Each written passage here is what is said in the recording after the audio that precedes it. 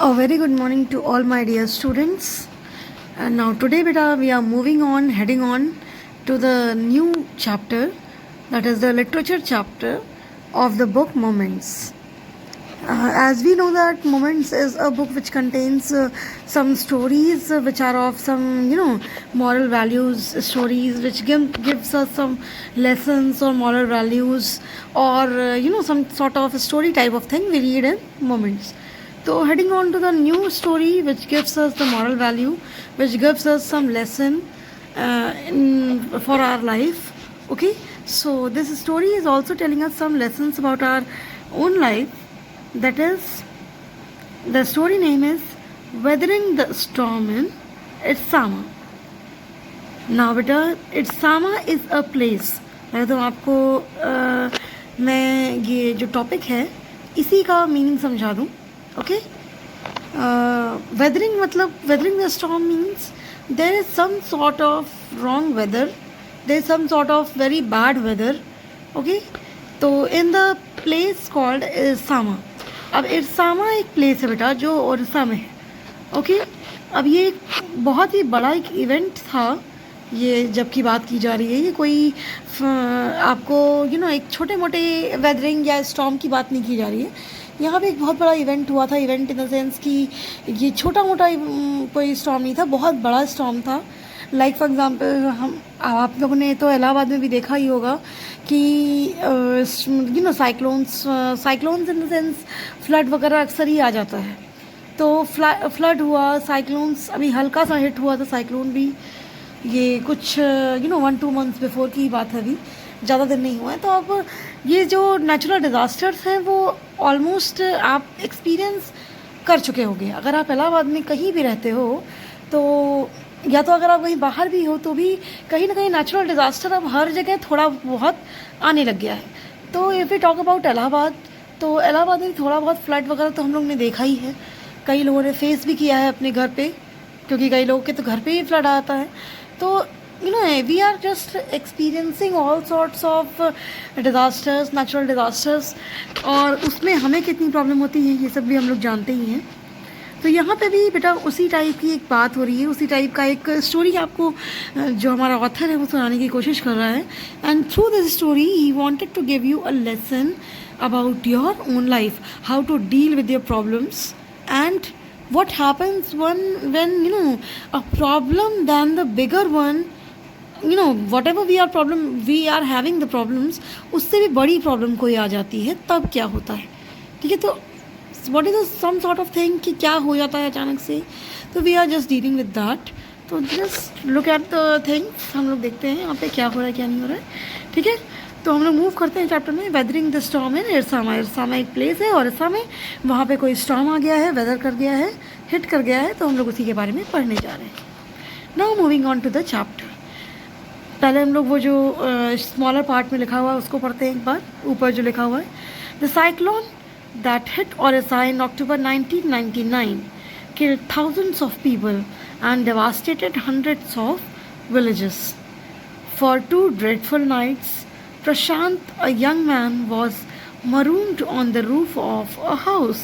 On the 3rd day, he decided to go to his village. Did he find his family? अब देखो क्या होता है कि 1999 यानी कि ऑलमोस्ट मैं कहूँगी कि आपके बर्थ मंथ ईयर से 4-5 साल पहले या 5-6 साल पहले की बात है ये. ठीक है, आपके बर्थ ईयर से कुछ पहले की बात हो रही है ये. तो 1999 की बात है. यहाँ पे ओडिशा में एक साइक्लोन हिट किया था. ठीक है, और वो बहुत सारे लोगों की लाइफ्स को उसने डिवास्टेट कर दिया, यानी कि डिस्ट्रॉय कर दिया था. Hundreds of villages. ठीक है, फॉर 2 ड्रेडफुल नाइट्स. प्रशांत, यहाँ की प्रशांत जो है बेटा वो हमारा इस पूरे स्टोरी का लीड रोल है, हमारा हीरो है. इस स्टोरी का जो मेन कैरेक्टर है, सेंट्रल कैरेक्टर, वो प्रशांत है. तो हम लोग प्रशांत के पॉइंट ऑफ व्यू से अपनी इस स्टोरी को रीड करेंगे. Okay, so it was written for 2 dreadful nights. Prashant, a young man, was marooned on the roof of a house. जब ये ओडिशा में साइक्लोन हिट किया था तो 2 ड्रेडफुल नाइट्स यानी कि 2 रातों तक प्रशांत एक किसी हाउस के रूफ पे अपने आप को बचाया हुआ था। मरूंड मतलब अपने आप को सेफ रखा था उसने, किसी तरह से अपने आप को सिक्योर किया था, बचाया था अपने आप को वहीं पे, आप कह सकते हैं पुटअप किया था। जब तक ये चल रहा था डेवास्टेशन ऑफ द साइक्लोन, तब तक उसने अपने आप को वहीं पे रख लिया था। ठीक है, अब थर्ड डे उसने डिसाइड किया कि वो अपने विलेज जाएगा। इसका मतलब है कि अब तक वो अपने विलेज में नहीं था। ठीक है, तो वो दूर था कहीं पे ऑब्वियसली, तो अपने विलेज में वो नहीं था। अब 2 दिन बाद जब डिवास्टेशन हो गया, यानी कि बहुत एक बड़ा स्टॉर्म था जिसने हिट कर दिया, इतना हिट करने के बाद नाउ यू कैन थिंक कि अब थर्ड डे वो जा रहा है अपने विलेज में। तो सबसे पहला जो डर हमें रहता है, लाइक फॉर एग्जांपल जब हम अपनी फैमिली के साथ नहीं होते हैं और बहुत बड़ी कोई प्रॉब्लम अपनी फैमिली में आती है, ठीक है, तो सबसे बड़ा जो हमें डर, सबसे पहला जो डर हमें लगता है वो यही लगता है कि जब हम अपनी फैमिली से मिलेंगे तो हमारी फैमिली की हालत क्या होगी, what will be the condition of our family when we will meet them. हम लोग जब उनसे मिलेंगे तो क्या वो सही होंगे, क्या वो नहीं सही होंगे, क्या वो ज़्यादा बीमार होंगे जितना हमने सोचा है, क्या उससे भी बुरी कंडीशन होगी, या will they be in the all right conditions, या फिर the condition will be even more worse than we have ever thought. तो हम लोग सारी कंडीशंस को वो हमारे माइंड में बेटा within 20 to 30 seconds the all the conditions which can be with our family it rotates. ठीक है, 20 से 30 सेकेंड के अंदर ही आपकी माइंड में वो सारी कंडीशंस रोटेट कर जाएंगी जब आपकी फैमिली, जो आपने सोचा है अपनी फैमिली के बारे में, ठीक है, what ever you have thought about your family. तो यहाँ पे वही बात हो रही है बेटा। अब यहाँ पे कहा जा रहा है कि देखिए, अब वो क्वेश्चन में पूछा गया did he find his family, question mark. अब यहाँ पे बहुत बड़ा क्वेश्चन मार्क है कि क्या उसे अपनी फैमिली वापस मिलती है या नहीं मिलती है। तो ये बेटा एक बहुत ही ब्यूटीफुल सी स्टोरी है। Just read it and just try to understand all the feelings of the boy that is Prashant, lead role जो हमारा हीरो है, क्योंकि उसकी लाइफ में सिर्फ यही एक प्रॉब्लम नहीं है। व्हेन वी विल रीड तो हमें पता चलेगा कि उसकी लाइफ में एक बहुत बड़ी प्रॉब्लम इससे पहले भी आ चुकी है। तो why he is so afraid. जैसे हम लोग अपनी प्रॉब्लम से इतना नहीं डरते हैं, लेकिन प्रशांत क्यों अपनी प्रॉब्लम से इतना डरा हुआ है, जस्ट इमेजिन। ठीक है, just we have to imagine that. तो just moving on to the chapter बेटा। On 27 October 1999, 7 years after his mother's death, Prashant has gone to the block headquarters of Irsama, a small town in coastal Orissa, some 18 kilometers from his village, to spend the day with a friend. Now you can understand, यहाँ पे पहली ही line में लिख दिया गया है 27 October 1999, 7 years after his mother's death. Mother की death होना बेटा अपने आप में ही एक ऐसा, आप कह सकते हैं कि इतना बड़ा ये प्रॉब्लम का सिग्निफिकेंस है, ये अपने आप में ही इतनी बड़ी प्रॉब्लम है that we can't explain in the words. शायद हम वर्ड्स में एक्सप्लेन नहीं कर सकते इसको। I hope you are getting my point कि इसको किसी वर्ड में एक्सप्लेन करना या इसकी फीलिंग को एक्सप्लेन करना या ये शायद किसी के लिए भी पॉसिबल नहीं है। ठीक है, ये एक अपने आप में ही इतनी बड़ी प्रॉब्लम है कि शायद इसके आगे आपको सारी प्रॉब्लम्स छोटी लगेंगी। ओके, तो यहाँ पे 7 years तक प्रशांत शायद अपनी मदर के, जब उसने अपनी मदर को लूज़ किया था, जो हमारा लीड कैरेक्टर है वो अपनी मदर को लूज़ कर चुका है 7 years बिफोर, और 7 साल जब उसने अपनी मदर को लूज़ किया था, उस 7 साल के बीच में वो कहीं नहीं गया था, वो सिर्फ और सिर्फ अपने घर में ही था, वो किसी से नहीं मिलता था, वो कहीं नहीं जाता था। तो 7 साल के बाद, अपनी मदर की डेथ के 7 साल के बाद, उसने डिसाइड किया कि he has to move up in life, उसको आगे भी अपने लाइफ में मूव करना है। और वो कहाँ गया? He has gone to block headquarters of Ersama. ठीक है, एक छोटा सा कोस्टल ओडिशा में एक छोटा टाउन था, ब्लॉक हेडक्वार्टर्स ऑफ इरसामा में। ठीक है, इरसामा का एक ब्लॉक हेडक्वार्टर था, वहाँ पे वो गया। और ये जगह कितनी दूर थी? उसके अपने घर से, उसके अपने विलेज से 18 किलोमीटर्स दूर थी। तो बेटा पहले के टाइम में कि हमारे पास बाइक्स एंड दिस ट्रेन और इन सब की फैसिलिटी इतनी ज़्यादा फ्रीक्वेंटली अवेलेबल नहीं थी। लाइक फॉर एग्जाम्पल अभी अगर आपको 18 किलोमीटर जाना तो आपके पास आराम से बाइक है, you have your taxi, you have your rickshaw, E rickshaws and other vehicles, ठीक है, आपके पास बहुत सारी व्हीकल्स हैं, आप आराम से जा सकते हो। लेकिन प्रीवियस डेज में बेटा, पहले के टाइम में इस तरह का नहीं होता था, इतना ईजी, इतना फ्रीक्वेंट नहीं था कि हम लोग इतनी जल्दी ट्रैवल कर पाए। तो उनका कहना है, वो कह रहा है कि 18 किलोमीटर्स उसके विलेज से दूर था, तो वो जाता है अपने विलेज से दूर 18 किलोमीटर्स क्या करने के लिए जाता है, अपने फ्रेंड के साथ डे स्पेंड करने के लिए जाता है। तो अपने विलेज से 18 किलोमीटर वो दूर जाता है अपने फ्रेंड के घर अपना डे स्पेंड करने के लिए, बिकॉज 7 ईयर्स के बाद कहीं ना कहीं हमें पता है कि शायद कुछ पेन ऐसे होते हैं लाइफ में जो कभी रिड्यूस नहीं हो सकते, जैसे कि प्रशांत की लाइफ में था। ये जो उसकी लाइफ में उसने लूज़ किया है अपनी मदर को, इस पेन को वो कभी रिड्यूस नहीं कर सकता।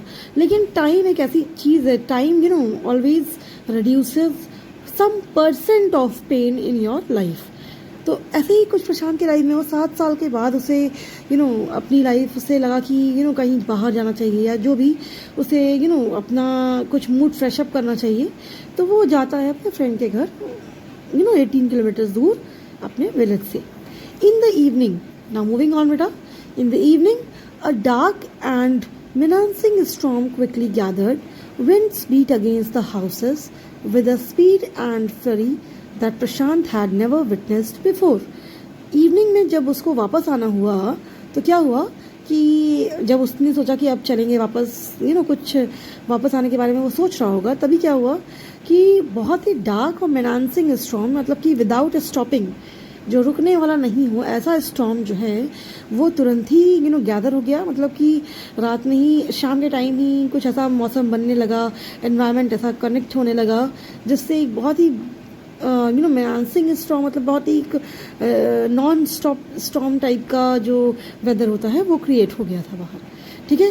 विंड्स जो थी वो ऐसा लग रहा था जैसे कि हाउसेस को बीट कर रही हैं, मतलब मार रही हैं। विंड्स ब्लो नहीं कर रही थी, इतनी फास्ट और फ्यूरियस स्पीड में थी, इतनी हैवी स्पीड में विंड ब्लो कर रही थी, जैसे ऐसा लग रहा था कि किसी को मार देगी अभी, और ऐसा लग रहा था जैसे घर को अभी गिरा देगी, या ऐसा कुछ हो जाएगा, कुछ गलत काम हो जाएगा, अभी कुछ नेगेटिव जरूर होने वाला था। इतनी स्पीड विंड की थी और इतनी फ्यूरी थी विंड की स्पीड में, और storm continuously non stop storm तो आ ही रहा था, स्टार्ट हो गया था गैदर करना, धीरे धीरे वो हाई स्पीड पे कंटिन्यू कर रहा था। तो दोनों ही तरफ से एक जो विंड की स्पीड थी और जो स्टॉर्म था, जो डार्कनेस थी स्टॉर्म की, वो सब इतना फ्यूरियस था कि प्रशांत ने इसके पहले, आज के पहले, इतना फ्यूरियस स्टॉर्म अपनी लाइफ में कभी नहीं देखा था, ठीक है। ये पहली बार ऐसा था कि प्रशांत ने इतना फ्यूरियस स्टॉर्म देखा, और वो भी 7 ईयर्स के बाद, जब वो जैसे ही अपने घर से निकला अपने डे को फ्रेशन अप करने के लिए, उसी डे उसने वो स्टॉर्म देख लिया, ठीक है। नाउ मूविंग ऑन बेटा, heavy and incessant rain filled the darkness. ना बेटा, मतलब इतना हैवी रेन हो रहा था, जैसे मैंने आपको बताया विंड की स्पीड तो हैवी थी, फ्यूरियस थी, तो और उसके बाद से इतना डार्कनेस था स्टॉर्म में। उसके बाद उसी सब के साथ साथ ये हैवी विंड और सबके साथ साथ रेन भी होने लग गई, and rain was also very heavy. जब बहुत ज़्यादा विंड ब्लो करने लगे, बहुत हैवी रेन होने लगे, तो अपने आप ही एनवायरनमेंट देख के एक डर लगने लगता है कि what is going to happen, because we can't beat nature. हम लोग नेचर से लड़ाई नहीं कर सकते, या नेचर से लड़के हम लोग जीत नहीं सकते, या नेचर को हम लोग मार नहीं सकते, ठीक है, गिरा नहीं सकते नेचर को। नेचर को जो करना है वो नेचर करती ही करती है। तो इसलिए नेचर से कहीं ना कहीं हम लोग अपने आप ही एक बहुत ज़्यादा डर लगा रहता है कि पता नहीं क्या होने वाला है, ठीक है, what is going to happen we don't know. तो कहीं ना कहीं नेचर का एक अपना ही अलग से डर होता है। तो जब बहुत ज़्यादा स्पीड थी विंड की और हैवी रेन भी बहुत ज़्यादा थी, वो डार्कनेस पूरी फिल हो गई थी, यानी कि डार्कनेस फिल होने का मतलब है बेटा everywhere there was heavy rain, ठीक है, in the darkness also. So moving on, ancient trees were uprooted and crashed to the earth। मतलब जो भी बहुत पुराने पुराने पेड़ थे वो एकदम से क्रैश हो गए थे, अप्रूट हो गए थे, निकल गए थे, जैसे पुराने पेड़ का मतलब ये है बेटा, यहाँ पे इसका सेंस ये है कि बहुत ही जो स्ट्रॉन्ग ट्रीज थे, वो स्ट्रॉन्ग ट्रीज भी अप्रूट हो चुके थे, मतलब जो है उनका जो रूट था वो निकल चुका था एंड क्रैश हो गए थे अर्थ में, मतलब बिल्कुल टूट के बिखर गए थे अर्थ पे। Okay, screams rent the air as people and houses were swiftly washed away। इसका मतलब है कि क्योंकि जो लोग थे और जो घर थे, जो हाउसेस थे लोगों के और जो लोग खुद थे, वो तो इतनी हैवी रेनफॉल हो रही थी और इतना स्ट्रॉन्ग विंड था, इतना स्ट्रॉन्ग विंड था, इतना फ्यूरियस विंड था, और इन्वायरमेंट इतना फ्यूरियस हो चुका था कि जो लोग थे और जो घर थे वो तो ऐसे वॉश अवे हो गए थे, मतलब जैसे लग रहा था कि बह जा रहे हैं सब लोग। ठीक है, और इसके चलते जो लोग थे वो इतना चिल्ला रहे थे कि पूरे एयर में ऐसा लग रहा था कि स्क्रीन्स ने रेंट कर लिया है, मतलब स्क्रीन्स हर जगह रेंट पे रह रही हैं, मतलब हर जगह पे लग रहा था कि स्क्रीन्स ही हैं, मतलब लोग चिल्ला रहे हैं। स्क्रीन्स मतलब होता है बेटा लोगों का चिल्लाना। ठीक है, लोगों की जो चिल्लाहट है उसको स्क्रीन्स कहते हैं। ठीक है, तो इसका मतलब है कि बेटा लोग इतना ज़्यादा चिल्ला रहे थे वहाँ पे कि लोगों की चिल्लाहट से ही पूरी जो एनवायरनमेंट थी वो फिल हो गई थी। Okay, the angry waters sword into his friends house neck deep. Angry waters मतलब यहाँ पे ये एक तरह से आप कह सकते हैं कि बहुत एग्जैजरेशन है। ठीक है, एग्जैजरेशन एक फिगर ऑफ स्पीच होता है, जैसे हम लोग कहते हैं ना कोई भी you are like a PT Usha, तो कोई पीटी उषा नहीं है लेकिन वो इतना अच्छा दौड़ रही है कि हम लोग उसको कहते हैं you are like a PT Usha. ठीक है, तो वैसे ही ये एग्जैजरेशन इसमें भी आता है जब हम लोग किसी बात को बढ़ा चढ़ा के बोलते हैं। ठीक है, तो द एंग्री वाटर्स यानी कि जो वाटर एकदम गुस्साया हुआ वाटर, मतलब जो वाटर की स्पीड थी वो इतनी हाई थी कि ऐसा लग रहा था कि वाटर गुस्सा गया है। जब हम लोग गुस्साते हैं तो बहुत तेज़ बोलते हैं ना, बहुत तेज़ चलते हैं, बहुत तेज़ बोलते हैं, तो इसीलिए उसको एंग्री वाटर्स कहा गया है। Okay, the angry waters sword into his friends house neck deep, मतलब नेक डीप तक, यानी कि टिल द नेक, इतना डीप वाटर तुरंत ही विद इन नो टाइम उसके फ्रेंड के हाउस के अंदर घुस गया। किस फ्रेंड के हाउस के अंदर? जिस फ्रेंड से वो मिलने गया था। ठीक है, the building was of brick and mortar and was strong enough to survive the devastation of the wind's velocity of 350 km per hour। Wind की velocity just imagine 350 kilometre per hour थी, लेकिन जो बिल्डिंग थी बेटा वो brick और mortar से बनी हुई थी और इतनी स्ट्रॉन्ग थी कि वो डिवास्टेशन सह ले रही थी, मतलब इनकी बाकी बिल्डिंग तो गिर गई थी, बाकी लोगों के घर बह गए थे, लेकिन इनका जो घर था वो अंबुजा सीमेंट से बना हुआ था मे बी। ठीक है, तो वो अंबुजा सीमेंट का बना हुआ घर, यानी कि जो मोर्टार है और ये, तो वो घर इनका नहीं टूटा। ठीक है, तो वो बिल्डिंग कहीं ना कहीं रह गई थी और इसीलिए ये लोग उस बिल्डिंग के अंदर सेफ थे। बाकी सारे घर जो थे, वो छोटे छोटे जो घर थे, जो हट्स थे, तो हट वगैरह सब बह गए थे।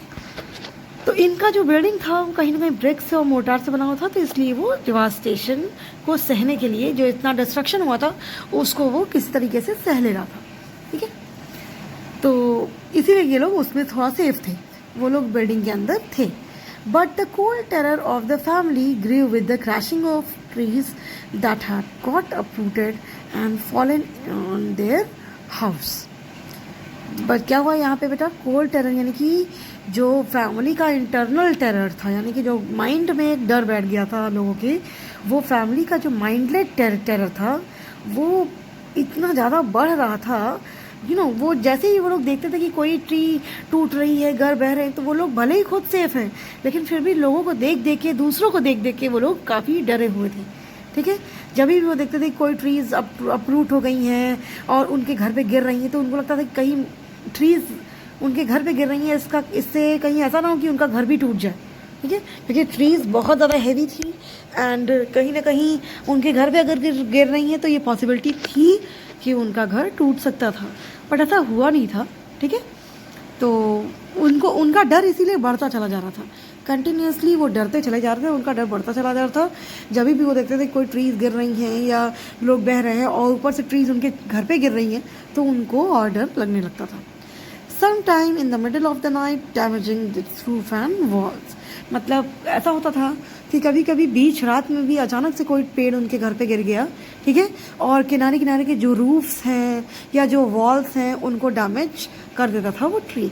तो इस सब की वजह से वो जब देख रहे थे कि कहीं कुछ भी गलत अगल बगल सब कुछ एकदम रॉन्ग हो रहा है, ट्रीज़ गिर रही हैं, लोग बह रहे हैं, घर बह जा रहे हैं, ठीक है, वॉश ऑफ हो जा रहे हैं, तो इस वजह से वो काफ़ी डरे हुए थे लोग, and they were all very scared, ठीक है। तो टिल नाउ बेटा I have read you, I have made you understand this much. तो आप इस बार इसमें देख लीजिएगा, जो आपको मीनिंग इसमें समझ में नहीं आती है प्लीज़ डू आस्क, इसकी मीनिंग्स बहुत इंपॉर्टेंट हैं, ठीक है। इसमें बहुत सारे एग्जैजरेटिव वर्ड्स यूज़ किए गए हैं, जैसे कि एंग्री वाटर्स मैंने आपको बताया, ठीक है। तो ये सारे कुछ ऐसे वर्ड्स हैं, और भी वर्ड्स हैं जो बहुत यूज़ किए गए हैं, इसमें थोड़ा एग्जैजरेशन के साथ यूज़ किए गए हैं। Just get into the meaning, आप इसकी मीनिंग पढ़ लीजिएगा यहाँ पे, ठीक है। और अगर नहीं आ रही है तो प्लीज़ पूछ लीजिएगा। तो till now only this much, I am also giving you बेटा the answers of the exercises that I have given you yesterday for the active and passive voice, okay. So thank you. And one more thing बेटा, if you feel like कि आपको कोई ऐसी word meaning है जो नहीं आ रही है, तो please write it down in your copies also. अगर आपको लगता है कि वो वर्ड मीनिंग आपको बार बार भूल रही है, तो उस वर्ड मीनिंग को आप अपनी कॉपीज़ में भी लिख सकते हैं, ठीक है। Some student for asking me कि मैम कॉपीज़ में वर्ड मीनिंग लिखनी है या नहीं, तो कॉपीज़ में वर्ड मीनिंग लिखना कोई कंपल्सरी नहीं है, बट इफ़ यू फील कि आपको वर्ड मीनिंग में डिफ़िकल्टी हो रही है, तो you are most welcome to write and practise in your own copy, in your fair copy, okay. Thank you class.